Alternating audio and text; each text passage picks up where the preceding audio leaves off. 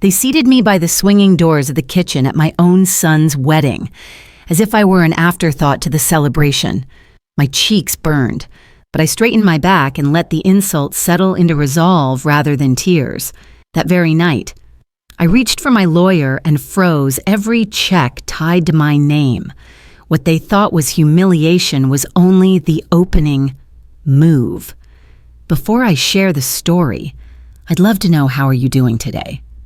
The scent of magnolias hung heavy in the evening air as I stepped into the reception hall. Chandeliers glittered, string lights cast a warm glow across polished floors, and laughter spilled like champagne from the ballroom. I smoothed the navy silk dress I'd chosen for this night. One my late husband had always said gave me an edge of quiet authority. An usher in a black vest approached, holding a clipboard. His smile was polite but uneasy. "This way." "Ma'am," he said, guiding me past the crowded main floor, past tables draped in linen and adorned with orchids, toward a narrow corridor near the swinging doors of the kitchen. I stopped. "Are you sure why?" He glanced down at the paper. "Yes, ma'am. Table K, per the bride's instructions." Through the doorway, I glimpsed servers rushing with trays, the hiss of steam, the smell of garlic and butter. My chair was wedged against a wall, close enough to hear the dishwasher clang. A place card bore my name, Laureen Kincaid. Celine. My new daughter-in-law swept past just then, her dress glinting in the light. Our eyes met for only a moment. Her smile was flawless, too flawless. My son Rowan stood at the head table, raising a glass with practiced ease, not once looking in my direction. I lowered myself onto the unsteady folding chair, the tile floor cool under my heels. Someone whispered from the ballroom, "Is she staff?" Heat flushed my face, but I kept my back straight. Dignity isn't a chair on a chart, it's the spine you refuse to bend. A server approached with a flute of pinkish wine, Eco Rose, the bride's favorite. I shook my head. "Water will do." The girl looked embarrassed. "I'm sorry, Miss Kincaid. I can try to move you later." "Don't be sorry. Just bring water," I replied evenly. From across the room, I saw a bridesmaid take a photo on her phone, laughing as she whispered, "Kitchen vibe is kind of funny." "Oh, that's his mom." Their giggles felt like needles, but I refused to flinch. Rowan toasted, Celine's hand curled around his arm. The spotlight grazed them both while I remained in shadow. When people push you to the margins, they forget margins hold the page together. I shifted my gaze to a poster near the entrance. A glossy QR code read, "Gifts in honor of our matriarch, Laureen Kincaid." My heart stalled. I hadn't approved such a thing, hadn't written a single check for this spectacle. Yet, as a guest in Pearl's past, she smiled warmly. "Your generosity is remarkable," she said. "Word is you covered the Italy honeymoon." My lips curved politely. Generosity travels with permission, not rumor. Still, I pulled my phone from my clutch, texting Marjorie, my assistant of 30 years, "Pull the ledger for wedding registry. Confirm any disbursements in my name." Her reply came quickly. "Pending 14 process 3. Across the bar." Celine's planner crowed. "We're blessed family support is everything." Celine accepted hugs with a radiant smile, basking in credit that wasn't hers to take. In the South, people bless your heart while they pick your pocket. I sat still, my mind walking backward through decades, the tuition payments, the down payments, the company I built to carry Rowan past his failures. I saw the forged phrasing on the registry from the desk of Laureen Kincaid. It was deliberate, meant to mimic my authority. Another message buzzed in, "Want me to halt pending?" "Not yet." I typed, "Document everything. Screenshots, timestamps, vendor names, judgment required evidence. Action without proof was noise." I kept my breathing slow while Rowan laughed at a joke, his bride leaning close to bask in his spotlight.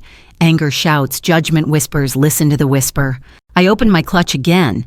My phone screen glowed, the name Aldous Halloway sitting atop favorites.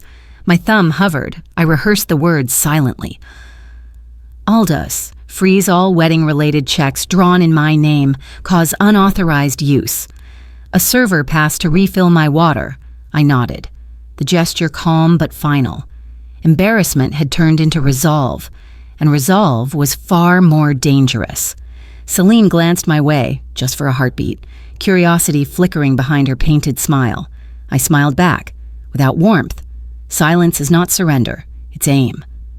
My thumb hovered over Aldous Halloway's name, and the room finally sounded as clear as my mind. I slipped away from the hum of the ballroom into a narrow alcove where the air was cooler, my back against the paneled wall. The glow from my phone lit my hand as I pressed Aldous Halloway's name. He answered on the second ring, his voice steady, clipped in the way only decades in courtrooms could train. Aldous. "It's me," I said without preamble. "Freeze any wedding registry disbursements tied to my name. Mark them as unauthorized. File stop payments tonight. Notify vendors clerical discrepancies. Nothing more. I want it airtight before morning." He paused, always a man who measured twice before cutting. "Do you have proof I do?" "A QR code poster using my name, language that mimics my stationery, and screenshots from Marjorie showing 14 pending charges. 3 already processed. We laid out the map like tacticians. Fraud flag at the bank. An ACH hold. Vendors emailed before sunrise. Notarized memo tomorrow. I added one more request: preserve video footage, QR stand, gift table, and the kitchen corridor where they parked me. Established chain of custody. You're choosing law over spectacle," he observed. "I'm choosing memory over manipulation." I replied. Then I ended the call with the calm click of a gavel. You don't wrestle with mud at a wedding. You turn off the hose. I reopened my clutch and fired a message to Marjorie. Archive every email from the planner. Pull headers, back-end timestamps, anything that smells forged. Also get me photos of the QR stand, the seating chart, my place card by the kitchen. Her reply came quick. On it. Already exporting logs. I ticked off the list aloud like groceries photos, receipts, memos. A passing server overheard and set down another glass of rosé. I handed it back. "Water, please. And bring me the receipt copy for that last tray. Paper matters." She blinked, then nodded. Through the corridor's crack, I saw Cordelia Vance glide by, pearls gleaming at her throat. Her eyes locked on mine. She leaned close enough for only me to hear. Sometimes the quiet voice wins the room. She moved on without waiting for an answer. I forwarded Aldous a sworn statement typed into my phone I did not authorize any registry disbursements, and I was seated by the kitchen without cause. Date, time, signature. If they can fake your signature once, they'll rewrite your story twice unless you date. Stamp and save. Back in the ballroom, the ripple began. A bridesmaid tried to scan a tablet for a registry perk, laughing until the machine spat an error. She frowned. Tried again. Declined. Another guest attempted the same. Her laugh thinning as she tapped and tapped. Declined again. The planner hunched over her laptop. Headset pressed tight. Her smile cracking like porcelain. Eyes darted toward Celine. At a nearby table, a groomsman chuckled. Guess the money train hit a red light. The chuckle died as someone whispered, "That's his mother." Head swiveled toward me in the corridor. I sat steady, fingers resting lightly on my clutch. The room was doing its own math. Rowan noticed the planner's panic, then saw me. His gaze caught, flinched, and slid away. A rumor can fill a room, but a decline charge empties it faster. Celine detached herself from admirers and glided toward me, her smile a blade in lace. "Laureen, I trust you're comfortable here." "Comfort," I said evenly, "is a chair beside family, not a tile beside steam. Did your coordinator misplace the mother of the groom?" She faltered, then smoothed it over. Logistics shift last minute. "We wanted front row seats for certain guests." "Which guests outrank a son's mother by any Southern measure?" Her jaw tightened. "We set up the registry for ease for whom it used my name." Silence stretched. Her smile thinned. I let it linger, then delivered the line that mattered.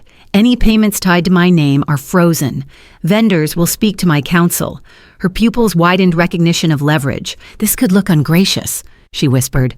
"Real grace isn't subsidized," I answered, brushing past her toward the threshold. "Etiquette without ethics is just choreography." As I stepped into the hall's edge, something glittered. On her hand was a sapphire set in gold, one I knew as intimately as my own reflection. My grandmother's ring, above it, An ivory comb rested in her dark hair. Another family piece. I didn't gasp, didn't make a scene.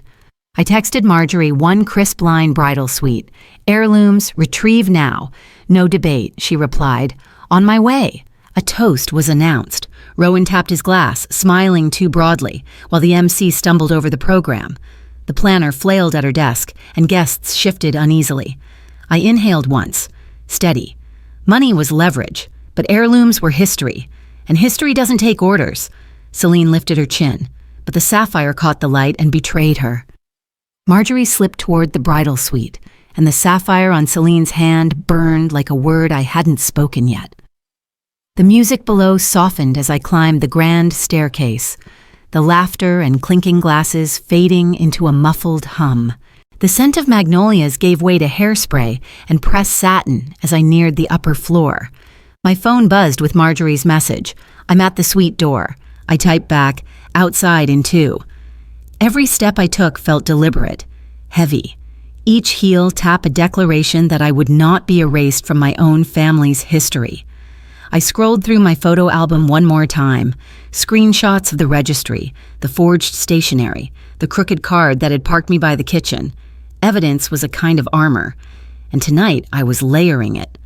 A bridesmaid rushed by carrying a steamer, nearly brushing against me. I didn't move aside with apology. Rank is not noise, I thought. It's direction. When you know your ground, you don't raise your voice, you plant your feet. The door swung open to the bridal suite. Celine stood before a gilt mirror, the sapphire flashing on her hand, the ivory comb locking her dark hair into its polished crown. Stylists froze mid-air, curling irons suspended as though the room itself had paused. Marjorie stepped forward, voice calm but ironclad. Mrs. Kincaid requests the return of the family sapphire and comb now. Celine's eyes flicked toward me at the threshold, her smile trained for photographers. We're not done with photos. We're done with theft, I said evenly, letting the words settle. A bridesmaid swallowed audibly, realizing the air had shifted.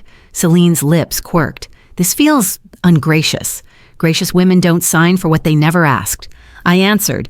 Marjorie extended a velvet pouch, her hands steady as a bailiff's, one by one.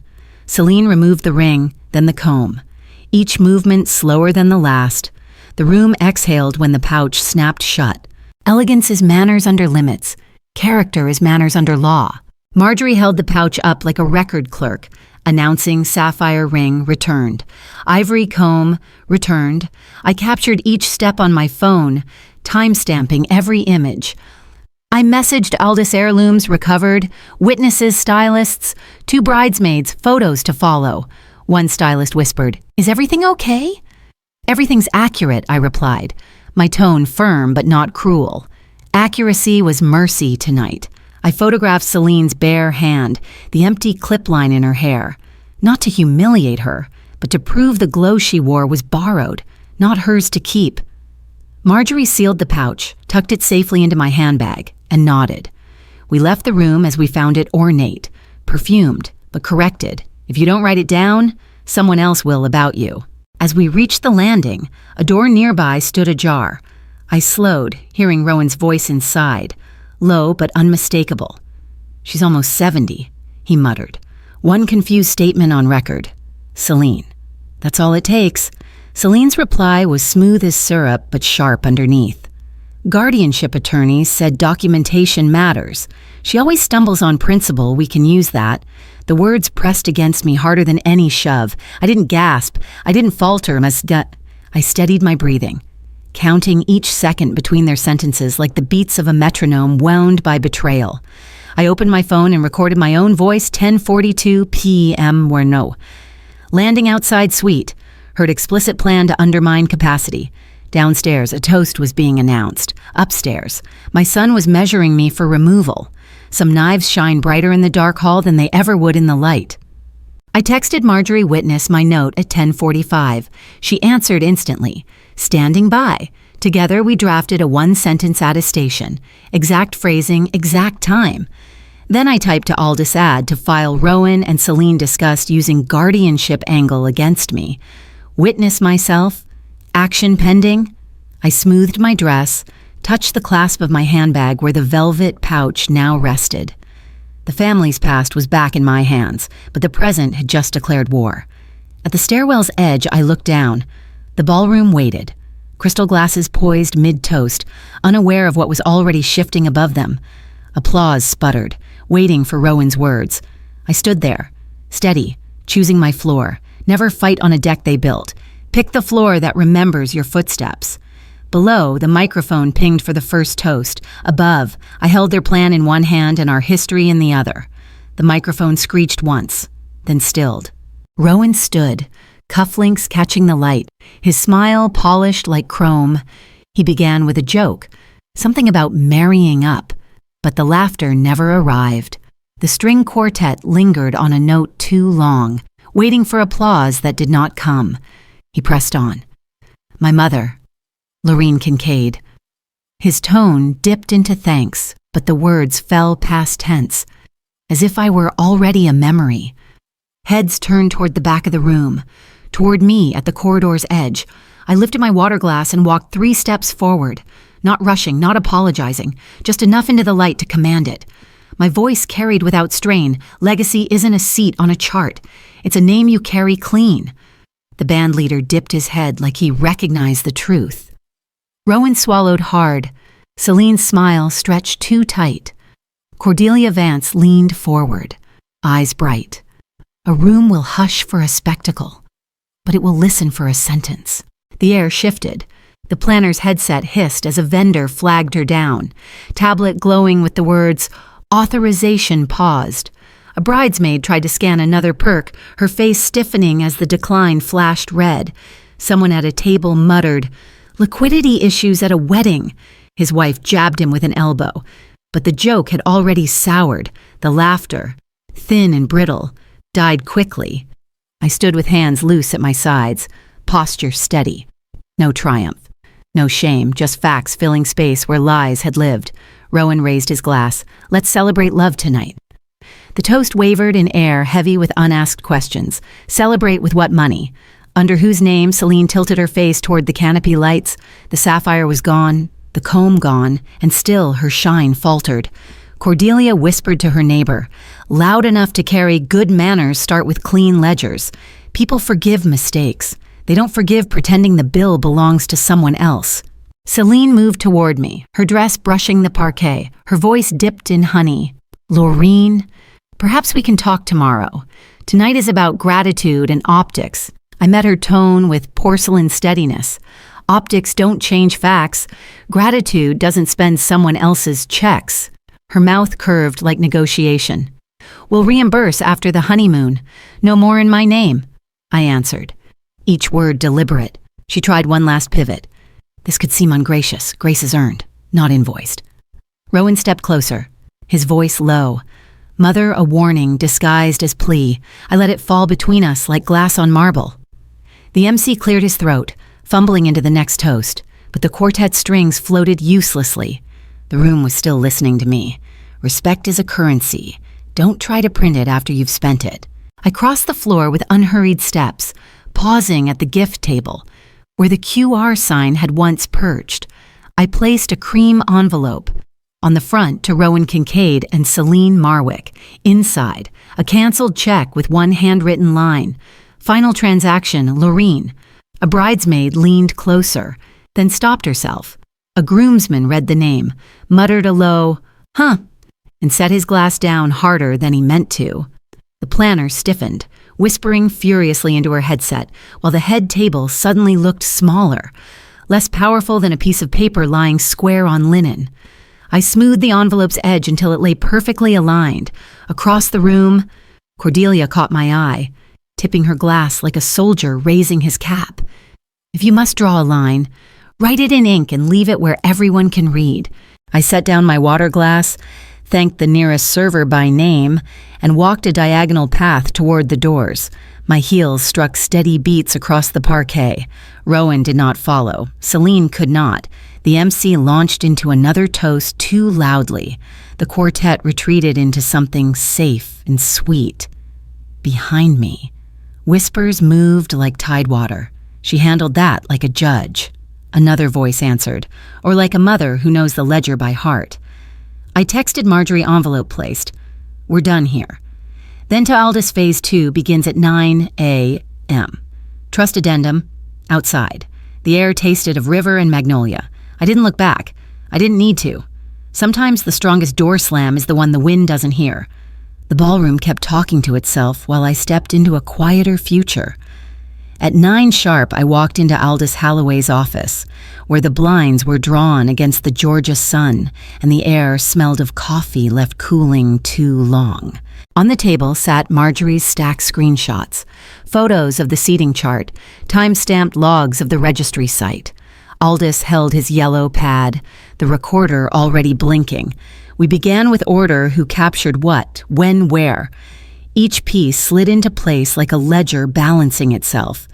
I spoke the sequence plainly from my seat by the kitchen, to the QR sign, to the heirlooms stripped from Celine's hand. Aldous dictated into the recorder, his tone clipped, practiced. I signed a sworn statement, Marjorie's notary seal pressing down the truth until it left a visible scar. Bank notifications were triggered, vendors marked with clerical discrepancies. There was no tremor in my hand. Paper beats theater every day of the week. Then came the addendum. Aldous read each clause slowly, his pen tapping the desk as punctuation. First, Rowan's discretionary authority revoked, his co-sign rights removed from every account tied to my name. Second, $30 million redirected into the Sinclair Initiative scholarships. Housing grants signed off only with Aldis's oversight. Third, a protocol requiring that any meeting about assets include a witness. No more whispered manipulations. No more corridors turned into traps. Fourth, an audit clause if anyone raised capacity questions, an independent evaluation would trigger immediately. My counsel filing protections before the ink dried. The courier stood ready outside the door.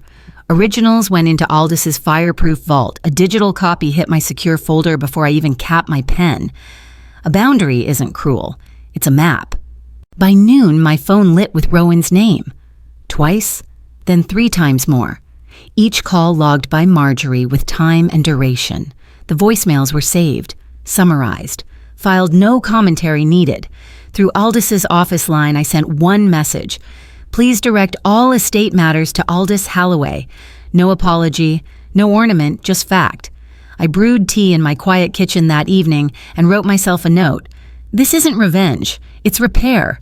My name has carried storms. It will carry clean skies now. The phone vibrated on the desk, then stilled on its own. Silence is a full sentence. A week later, Cordelia Vance welcomed me into a private dining room downtown. Around the table sat women I'd walked beside for decades, the college dean, the hospital board chair, a gallery patron whose checkbook was older than Celine's parents. Marjorie placed neat folders at each setting. I didn't speak of scandal. I spoke of direction. The initiative would fund women in design, transitional housing, scholarships. Applications would open next quarter. Cordelia raised her glass with that dry wit of hers to ledgers that tell the truth and rooms that remember who built them.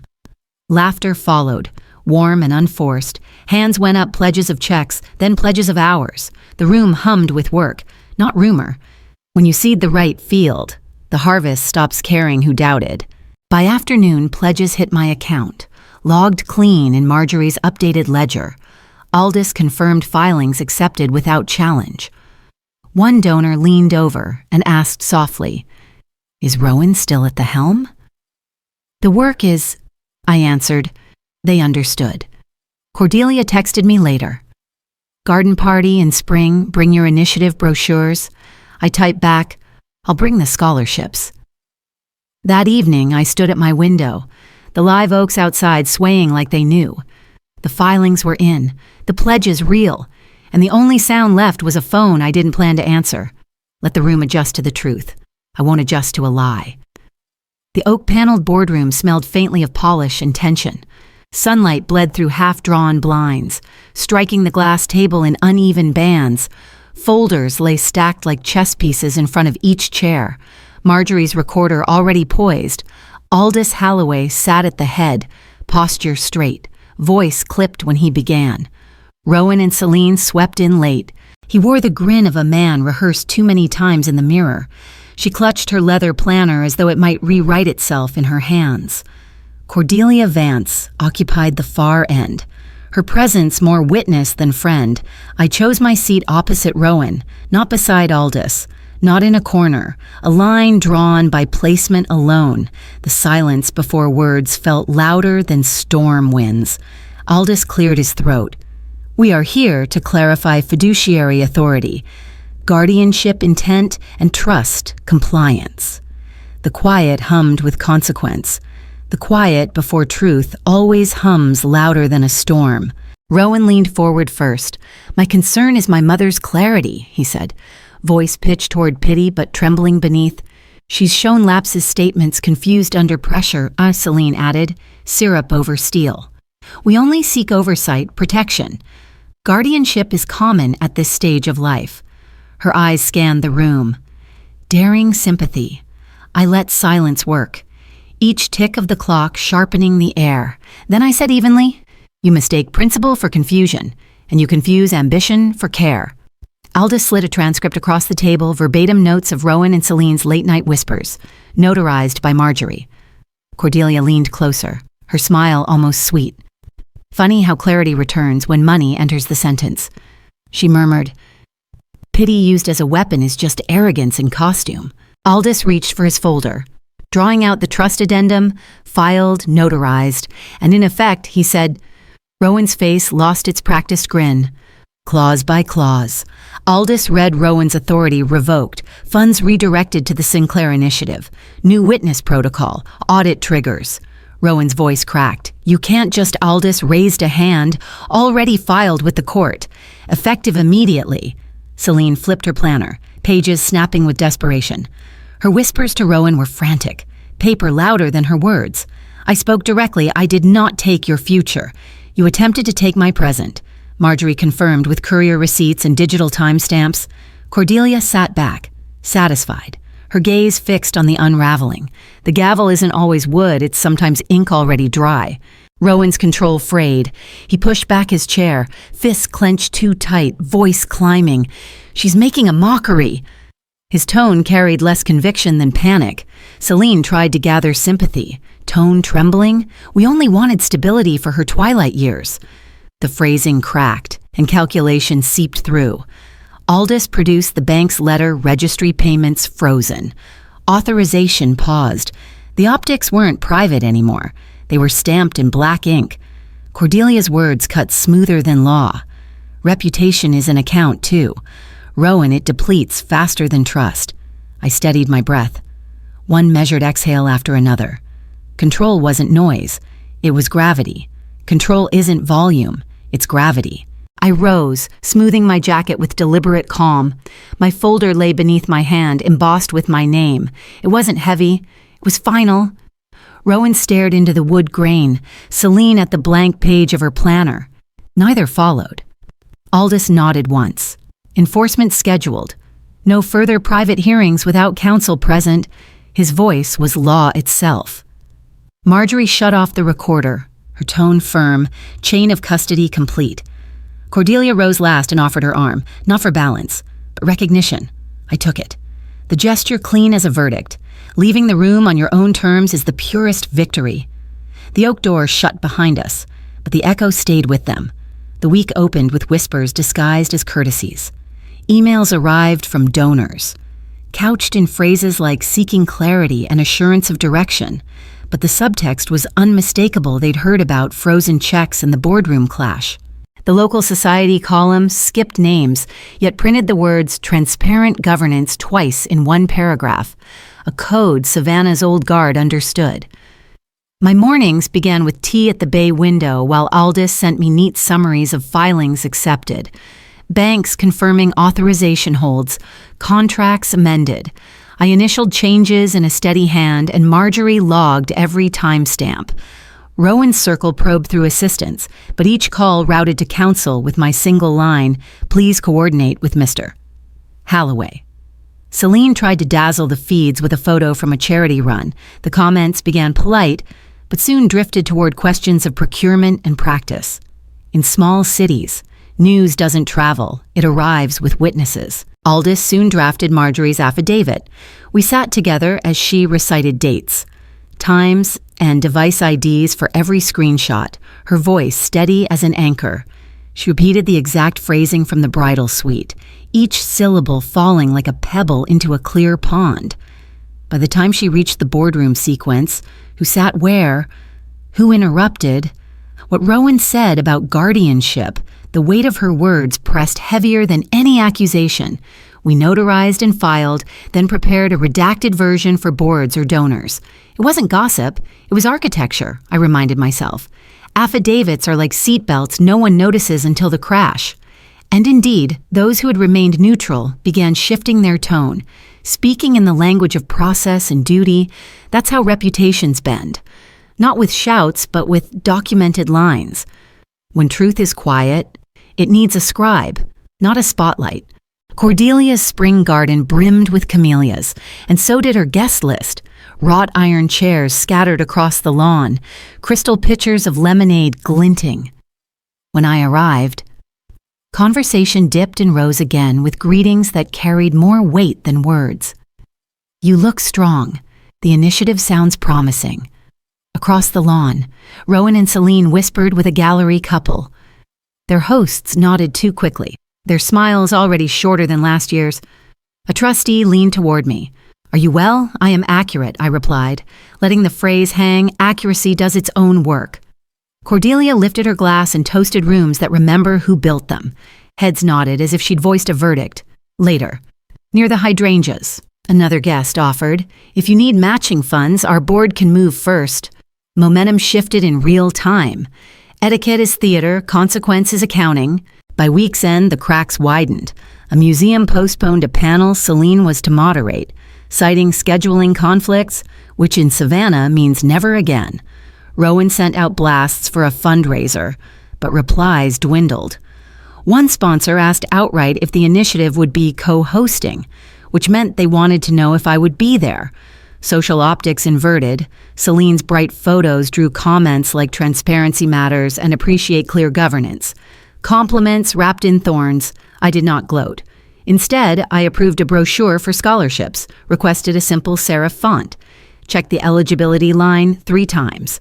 Marjorie texted updates 2 vendors now removed my name entirely from special pricing deals they deal with her office, neutral and logged. That evening, I walked the river path. The relief was not triumph. It was the absence of being misnamed. Justice is slow until it isn't, and then it arrives like a door closing. Aldous proposed we draft a press release my formal exit from the company, the $30 million redirect to the initiative, and the witness protocols in place. I wrote a single paragraph, plain but firm. Marjorie fixed commas. Aldous laced in law, privately. I set an envelope on my desk, a photograph of Rowan's graduation, laughter frozen in sunlight. On the back, I wrote a line about respect and memory, reserved for him alone. Cordelia offered her garden for the initiative's public announcement. I accepted with a nod. Some victories are meant to be walked into quietly. That night, watering porch ferns, I thought of how ordinary gestures anchor extraordinary storms. Peace isn't the absence of noise, it's the presence of terms you chose. The city had decided what it believed, and I had one envelope left to send. I chose the graduation photo because it held something unbroken between us, Rowan's arm across my shoulders. Both of us laughing, no audience in sight. On the back I wrote so the ink could remember us, this was respect. Spend it better next time. The envelope sealed with a click. Marjorie logged the handoff time.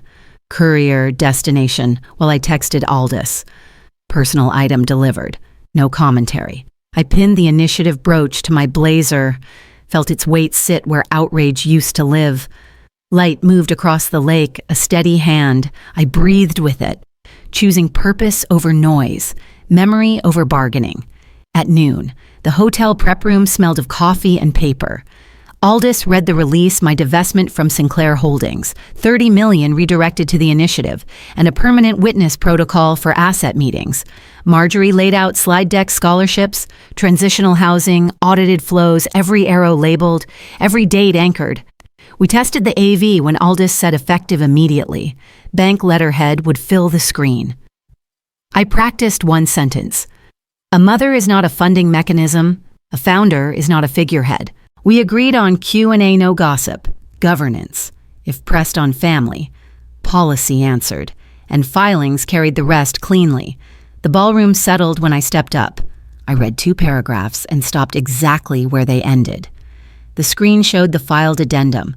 Aldous cited instrument numbers, pens scratched in brisk agreement. The expansion funds will educate those who build what others only decorate. I said, a donor asked if Sinclair would co-host initiative events. No, I answered. Clean walls hold heavier art. Phones buzzed with the release. A portfolio manager whispered, it's done, as if paper had ears. Somewhere near the doors, a camera clicked but didn't linger. The room understood final when it saw it. It was clear. In the corridor. Rowan stood tieless. My envelope creased in his hand. I'm sorry, he said, voice raw with scraped pride. Apology is a mirror, I told him. Use it to see yourself, not to open a door. He tried arithmetic blame on circumstance. Panic at the wedding. Promises to rewind. We don't rewind. Trusts are words. I said. Celine appeared by the elevator, mouth bright with strategy that died when she saw Aldous. Witnesses. I thought, are whether I carry now? Rowan looked at the photo, then lowered his eyes at last. He let the hinge close without grabbing it. Press notes hit inboxes. Messages arrived with the sound a sail makes when wind finds it. Cordelia texted a time for her garden announcement. Marjorie forwarded confirmations from the bank. I walked outside into Savannah light and let ordinary air claim me. Back at the cottage, I brewed tea and opened a student's letter she could keep her apartment and stay in school because the initiative existed. I tucked the note under my brooch, a small weight balancing a larger promise. The phone lit again, then finally calmed. Peace is a ledger where your name sits in the right column.